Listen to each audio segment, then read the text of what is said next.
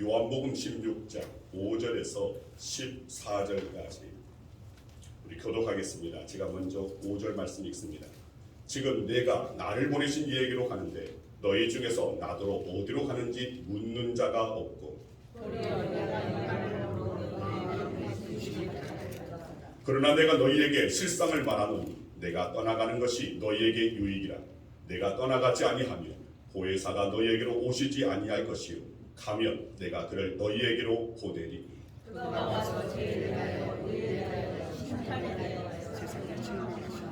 죄에 대하여라 함은 그들이 나를 믿지 아니하며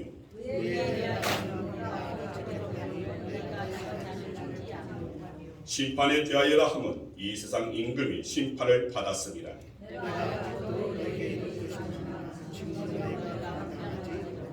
그러나 진리의 성령이 오시면 그가 너희를 모든 진리 가운데로 인도하시리니 그가 스스로 말하지 않고 오직 들은 것을 말하며 장래의 일을 너희에게 알리시리라. 그가 내 영광을 나타내리니 내 것을 가지고 너희에게 알리시겠습니다. 아멘. 자, 이 시간에는 우리 이정자 권사님 특순이 있습니다.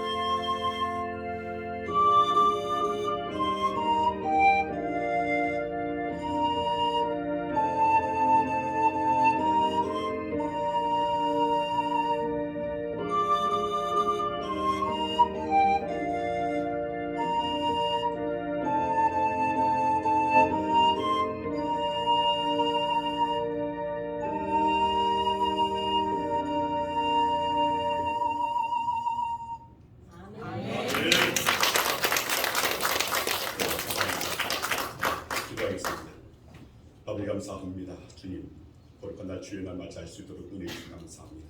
이 날이 복된 날이요, 이 날이 은혜의 날이요, 이 날이 구원의 날인 줄 믿습니다. 이 시간 성령께서 함께하여 주셔서 강단 위아래 동일하게 성령 충만할 수 있도록 은혜 허락하여 주시옵소서. 이 예배를 드리기 위해서 예수 수반 이들 주님께 찬양으로 또 연주로 또 반주로 또 안내로 헌금이용으로 대표기도로 또 음향으로 주님, 또 주방의 섬김으로 말입니다. 하나님께 온전히 영광 올려드리고자 하는 이들, 주님, 그들의 그 섬김 가운데 주의 은혜가 저들의 삶 가운데 폭포수처럼 임하여 지기를 원합니다. 이 시간 말씀으로 역사하여 주시고 말씀 가운데 성령 충만함이 저들의 모든 이들의 삶 가운데 임할 수 있기를 간절히 소망하오니 이 시간 성령의 역사가 임할 수 있도록 주님 함께하여 주시옵소서. 아멘. 예수 그리스도의 이름으로 기도드리옵나이다. 아멘. 할렐루야. 아멘. 우리 예수님의 인사합니다. 잘 오셨습니다. 주의 이름으로 사랑합니다. 주의 이름으로 축복합니다. 자, 또 이렇게 인사합니다. 성도님에게 성령이 함께 하십니다. 네, 맞습니다. 성령께서 우리와 함께 하십니다. 자, 오늘은 성령 강림 주일입니다. 예수님께서 십자가에 달리셨다가 사흘 만에 부활하셨고 40일간 지상에서 계시다가 승천하셨습니다. 그리고 열흘 뒤에 약속하시는 대로 성령이 임하였습니다. 자, 그 당시 오순절을 위해서 120명의 성도가 마가의 그 다락방에서 함께 모여 기도할 때 성령께서는 아주 강력하게 임하셨습니다. 자, 이날을 기념하는 절기가 바로 성령 강림절기입니다. 오늘 본문 7절 말씀을 보면 보혜사라는 말이 나옵니다. 자, 7절 말씀 함께 읽겠습니다. 그러나 내가 너희에게 실상을 말하노니 내가 떠나가는 것이 너희에게 유익이라. 내가 떠나가지 아니하면 보혜사가 너희에게로 오시지 아니할 것이요 가면 내가 그를 너희에게 또 보내리니. 자, 여기서 보혜사는 예수님께서 성령에 대해 말씀하실 때 지칭하신 호칭입니다. 특히 이 보혜사라는 호칭은 다른 복음서에 나와 있지 않고 오직 요한복음에만 나오는 아주 독특한 성령에 대한 칭호입니다. 자, 보혜사는 한자 말인데 이 한자를 그대로 직역하면 은혜를 베풀어서 우리를 보호하시는 스승, 선생이다라는 말입니다. 그리고 이것을 헬라어 언어로는 파라클레토스라는 말입니다. 자, 이 파라클레토스는 합성어입니다. 파라와 클레토스의 합성어인데 파라는 곁에라는 말이고 클레토스는 부르다라는 뜻입니다. 그래서 이 파라클레토스는 내 곁으로 부름받아 나를 돕는 분이라는 그런 의미가 있습니다.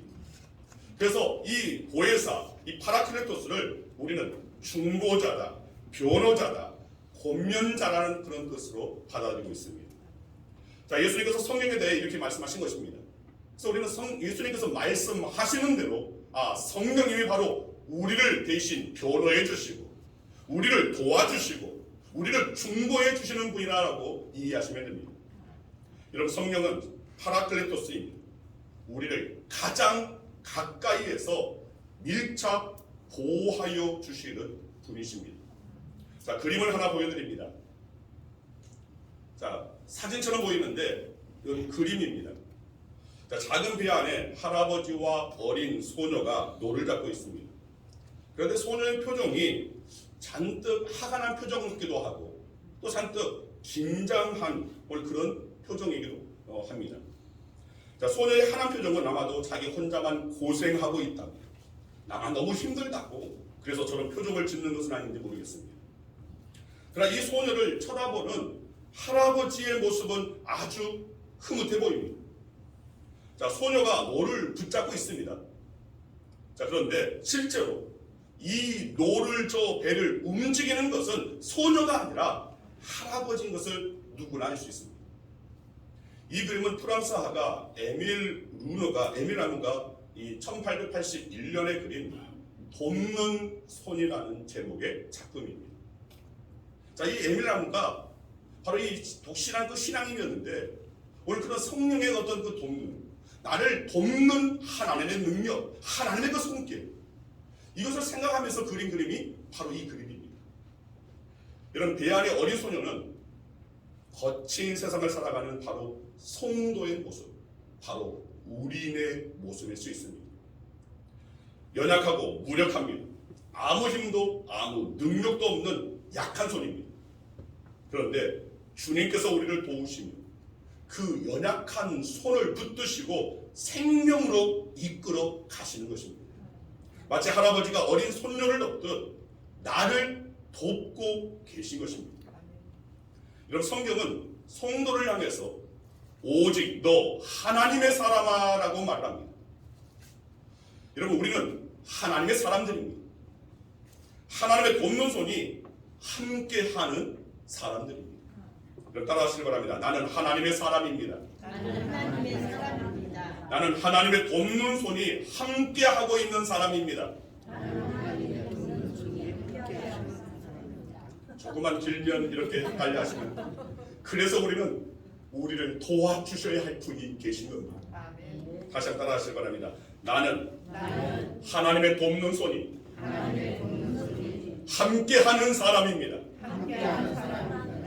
네, 맞습니다. 우리는 하나님의 사람들이고 하나님의 그 돕는 손이 보이지 않는 가운데서 우리를 도와주고 계시는 그 손이 함께하는 사람이라는 것입니다. 그렇기 때문에 우리는 성령의 능력을 덧입고 세상 험한 파도 우리는 맞짱 뜰 수 있어야 됩니다. 때로는 여리고를 향해서, 때로는 거인 골리앗 같은 대적을 향해 도전하는 하나님의 사람들이 될 수 있어야 하는 것입니다. 시편 54편 4절 말씀입니다. 함께 읽겠습니다. 하나님은 나를 돕는 이시며 주께서는 내 생명을 붙들어 주시는 이시니이다. 따라하시기 바랍니다. 하나님은 나를 돕는 이십니다. 주께서는 내 생명을 붙들어 주십니다. 여러분, 이 고백이 저와 여러분의 고백이 되어야 할 줄 믿습니다. 여러분, 예수님은 이 땅을 떠나시면서 제자들에게 당부하셨습니다. 아니, 강하게 명령하셨습니다.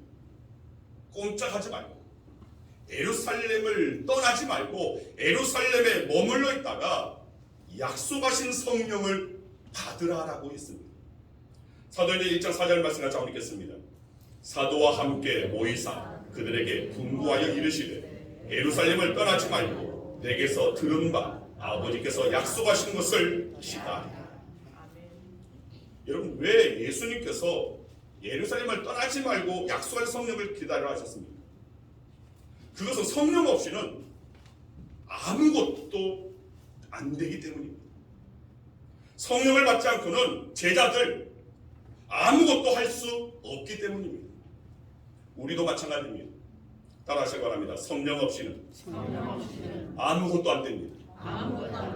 성령 받지 않고는 아무것도 할 수 없습니다.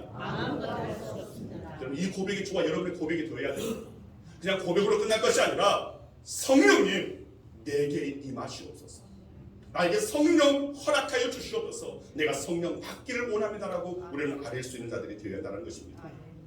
자, 그렇다면 여기서 함께 생각해 볼 것은 구체적으로 보혜사이신 성령이 우리와 함께 하시면서 무엇을 돕는다는 것이냐는 오늘 이것을 함께 나누기로 합니다. 대체 무엇을 우리를 위해서 돕는 분이신지. 자, 첫째로 성령은 우리의 믿음을 돕습니다. 따라하시기 바랍니다. 성령은 우리의 믿음을 돕습니다.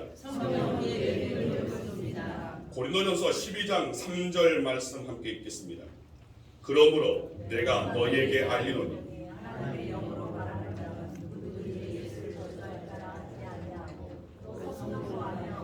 누구든지 예수를 주시라 할 수 없느니라. 자, 여기 말씀해 보면 성령으로 아니하고는 누구도 예수를 주라 할 수 없다고 했습니다. 성령의 도움 없이는 그 누구도 예수님을 나의 주라고 고백할 수 없다는 말씀입니다. 즉, 우리가 예수님을 주라고 고백하는 것은 성령께서 오늘 우리로 하여금 우리의 마음에 우리를 움직여 주시고 감동하게 하여 주시고 감격케 하여 주셔서 예수님 바로 나의 주가 되십니다. 나의 구주십니다라고 고백할 수 있게 한다는 것입니다. 자, 그리고 본문 8절 말씀 같이 읽습니다. 그가 와서 죄에 대하여 의에 대하여 심판에 대하여 세상을 책망하시리라. 자, 이 말씀은 성령님이 죄와 의와 심판에 대해서 세상이 잘못 생각하고 있는 점을 우리로 하여금 제대로 깨닫게 하여 주신다는 것입니다. 본문 13절 말씀입니다. 같이 읽습니다. 그러나 진리의 성령이 오시면 그가 너희를 모든 진리 가운데로 인도하시리니 그가 스스로 말하지 않고 오직 들은 것을 말하며 장래일을 너희에게 알리시리라. 자, 이 말씀을 제대로 이해하려면 앞서서 동일한 말씀, 동일한 의미의 말씀을 먼저 예수님께서 주셨습니다. 요한복음 14장 26절 말씀 같이 읽겠습니다. 보혜사 곧 아버지께서 내 이름으로 보내실 성령 그가 너희에게 모든 것을 가르치고 내가 너희에게 말한 모든 것을 생각나게 하리라. 그럼 정리하면 성령이 아니면 그 누구도 아무도 예수님을 주님으로 고백할 수도 또 누구도 제가 무엇인지 의가 무엇인지 구원이 무엇인지 깨달을 수 없다는 것입니다. 자, 왜 세상 사람들이 제가 무엇인지 구원이 무엇인지를 모릅니까? 그것은 성령의 역사가 그들에게 없기 때문이라는 것입니다. 여러분, 누구도 제 정신으로는 자신의 힘으로는 자신의 능력으로는 예수님을 제대로 믿지 못합니다. 성령의 임재가 있어야 합니다. 성령이 깨닫게 하고 성령께서 알게 하고 성령께서 우리로 하여금 믿게 하고 성령께서 다른 이들이 보지 못하는 것을 보게 해야 한다는 것입니다. 아멘. 그래야 신앙세계에 대한 감이 찾아오게 됩니다. 내 의지로 신앙생활하는 것이 아닙니다. 여러분, 제자들을 보면 예수님께서 부활하신 사건을 목격했음에도 불구하고 그들은 고향으로 뿔뿔이 흩어졌습니다. 갈팡질팡했습니다. 어찌할 바를 알지 못했습니다.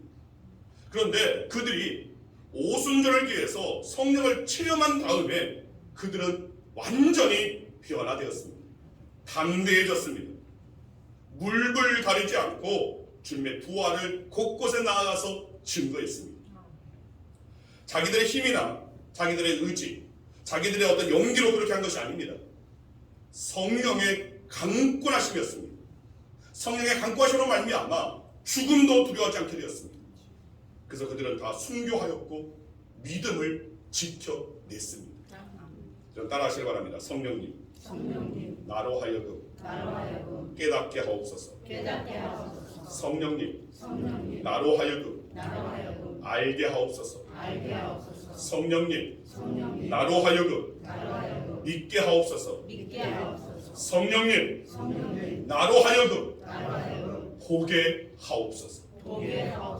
네, 맞습니다. 우리는 성령님으로 말미암아 진정 우리가 알지 못한 것을 알고 깨닫고 또 믿을 수 있도록 그리고 하나님의 나라를 볼 수 있도록 성령이 오늘 우리에게 임할 수 있도록 우리는 간구할 수 있는 자들이 되어야 한다는 것입니다. 아멘. 자, 둘째로 성령은 우리의 기도를 돕습니다. 따라하시기 바랍니다. 성령은 우리의 기도를 돕습니다. 성령은 우리의 기도를 돕습니다. 자, 로마서 8장 26절 말씀 같이 읽습니다. 이와 같이 성령도 우리의 연약함을 도우시나니 우리는 마땅히 기도할 바를 알지 못하나 오직 성령이 말할 수 없는 탄식으로 우리를 위하여 친히 간구하시느니라. 자, 이 말씀을 보면 우리가 기도할 줄 모른다는 것입니다. 제대로 기도할 줄 모른다는 것입니다. 하나님께서 원하시는 기도를 하지 못한다는 것입니다. 얼마나 몰랐으면 성령께서 말할 수 없이 탄식한다는 것입니다. 여러분, 우리가 기도할 때 우리는 정작 우리에게 무엇이 필요한지 모른다는 것입니다. 어떤 의미에서 우리를 해치는 흉기를 원하고 우리를 망하게 하는 것을 원하고 하나님의 나라에 이르지 못하게끔 하는 것을 원하고 있지는 않은지 모른다는 것입니다. 다 부질없고 헛된 것들을 구한다는 것입니다. 그래서 성령이 우리 대신 말할 수 없는 단식으로 진정 우리가 구해야 할 것을 기도하고 계신다는 것입니다. 여러분, 성령은 우리에게 무엇이 필요한지 다 알고 계십니다. 우리가 엉터리로 기도하지만 그럼에도 불구하고 우리가 지금까지 이대로 멀쩡한 것은 우리를 위해 탄식하고 계시는 성령님의 기도 덕분입니다. 여러분, 중언부언하고 행설수라는 기도가 아니라 진정 우리는 성령 충만하여서 하나님께 합당한 기도를 드릴 수 있는 저와 여러분들이 되기를 소망합니다. 아멘. 세 번째로 성령은 우리의 삶을 돕습니다. 따라하시기 바랍니다. 성령은 우리의 삶을 돕습니다. 성령은 우리의 삶을 돕습니다. 자, 로마서 8장 28절 말씀 같이 읽습니다. 우리가 알거니와 하나님을 사랑하는 자 곧 그의 뜻대로 부르심을 입은 자들에게는 모든 것이 합력하여 선을 이룹니다. 자, 모든 것이 합력하여 선을 이루는 것. 정말 많은 성도들이 이것을 바랍니다. 내가 잘못된 길을 가도 또 내가 잘못된 것을 행해도 정말 그 모든 것이 합하여져서 정말 복된 것을, 아름다운 것을 이루기를 바란다는 것입니다. 자, 이것이 어떻게 가능하냐면 성령께서 내 삶을 도우시기에 현실적으로 가능할 수 있다는 말씀입니다. 여러분, 성령님께서 도우시면 어떤 상황이나 환경이나 조건도 결국은 아름다운 선으로 결말이 나게끔 조합해 주신다는 것입니다. 아멘. 그리고 수습해 주신다는 것입니다. 모든 것이 합력하여 선을 이룬다는 것이 바로 이런 뜻입니다. 그래서 우리는 언제나 성령의 이끄심에 우리는 순종하고 따라갈 수 있어야 한다는 것입니다. 성령의 이끄신 대로 우리가 행할 때 결국은 성령께서 우리 모두의 삶 가운데 가장 최상의 것으로, 가장 최고의 것으로 합력하여 선을 이루게 하신다는 것입니다. 여러분, 고린도후서 4장 7절에서 9절 말씀을 잠기겠습니다.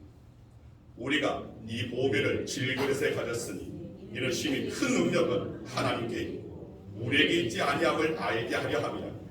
우리가 사방으로 우겨쌈을 당하여도 쌓이지 아니하며 답답한 일을 당하여도 낙심하지 아니하며 박해를 받아도 버림받지 아니하며 거꾸로 들임을 당하여도 망하지 아니하고. 우리가 정말 잘못하여서 일을 망쳐도 성령께서 우리의 보혜사가 되어주셔서 결국은 아름다운 결말로 이르게 하신다는 것입니다. 여러분, 성도도 세상에서 거꾸로 뜨림을 당할 수 있습니다. 그럼에도 불구하고 질그릇 같은 우리 안에 보배가 되시는 성령께서 함께 하셔서 이 세상이 아무리 우리를 거꾸로 뜨려도 망하지 않는다는 것입니다. 여러분, 이것은 성령 충만했던 사도 바울의 아주 생생한 몸소 체험한 간증입니다. 즉, 성령님께서 나를 돕고 보호하고 인도하시는데, 그리고 위로하시고 격려하여 주시는데 누가 감히 나를 해치고 누가 나를 대적하면서 끝낸 나를 망하게 할 수 있겠느냐는 것입니다. 그렇기 때문에 우리는 성령 충만 반드시 받아야 된다는 것입니다. 아멘.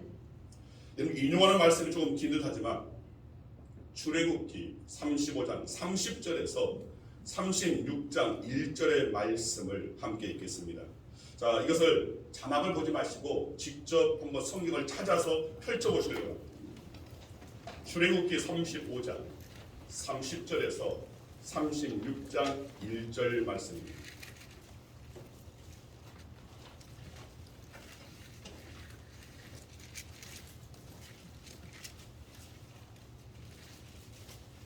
자, 이 말씀은 하나님께서 모세에게 성막 지을 것을 말씀하신 것입니다.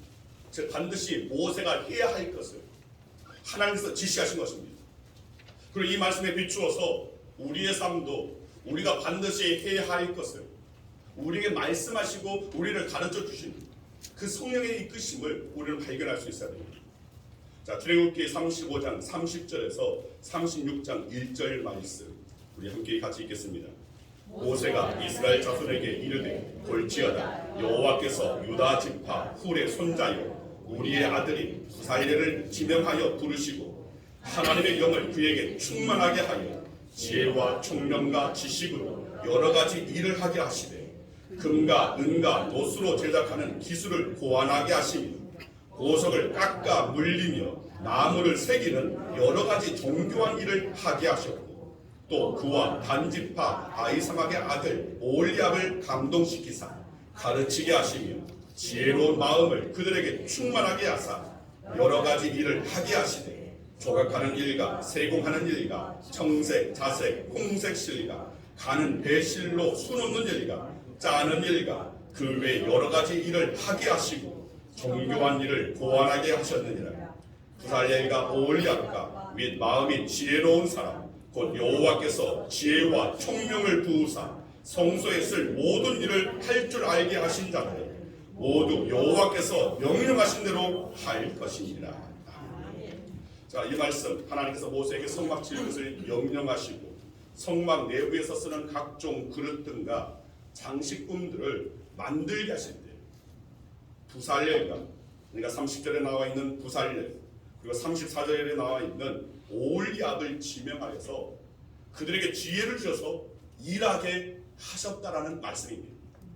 자, 여기에 31절을 보면 여러 가지 일을 하게 하시되라고 되어 있습니다. 또 32절에는 자, 기술을 고안하게 하시며 또 33절에도 여러 가지 정교한 일을 하게 하셨고 또 이어서 34절에서 가르치게 하시며 또 35절 전반부에 여러 가지 일을 하게 하시되 후반부에 여러 가지 일을 하게 하시고 두 번이나 말씀하고 있습니다. 또 이어서 정교한 일을 고안하게 하셨다.